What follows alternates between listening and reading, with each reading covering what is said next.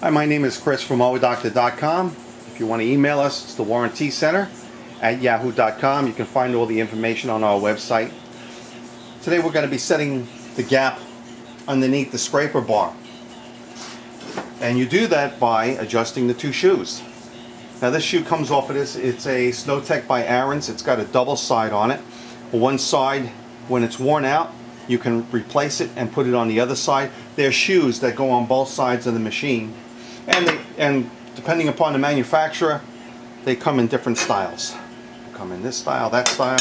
Some of them have longer ones for MTD, and MTD also has plastic ones. On some of them that are out there, if you have a gravel driveway, we usually add a piece of metal on the bottom, maybe about 2 or 3 inches wide, about 9 inches long, welded onto the bottom. This way it scuffs over the stones in your driveway.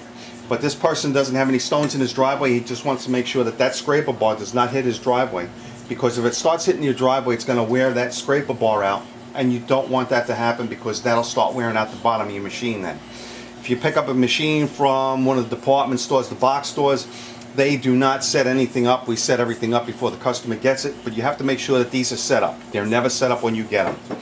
So, well, how we set them, we get an 1/8 inch piece of metal, steel, and we put it underneath one side. We do one side at a time. This side I already did, but we're going to do that side. So I'm going to put this piece back on, and it's usually held by 2 nuts, 2 carriage bolts. One side usually has a square that locks in, so you really only have to worry about tightening one side. Now obviously you have the spark plug disconnected. The machine is not running. There's no way that you're going to get hurt with this machine. So what we're going to do is we're going to put that on the side over here. I'm going to move the camera around to see if you can see what I'm doing a little bit better.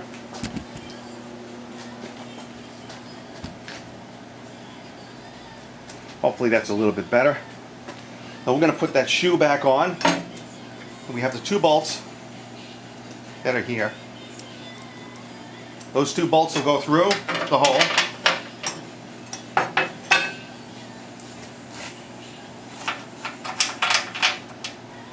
As you can see, they're in there now. I'm going to put this plate back on. Have a couple of brand new washers.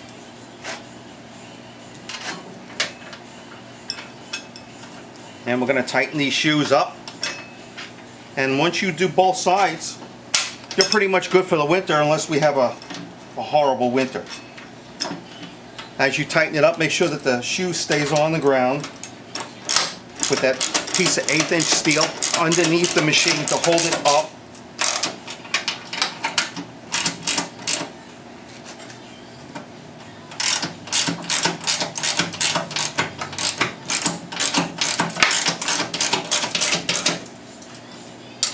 Okay, that's nice and tight.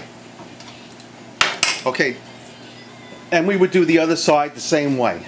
So now that that's set, you take out your 1/8 inch piece of steel that you used, and you got a nice gap across the machine now. So this is not going to touch the driveway. It's not going to wear out.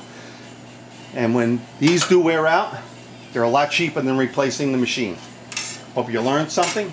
If you have any questions, you can email us at the Warranty Center at yahoo.com. Thank you. Have a nice day.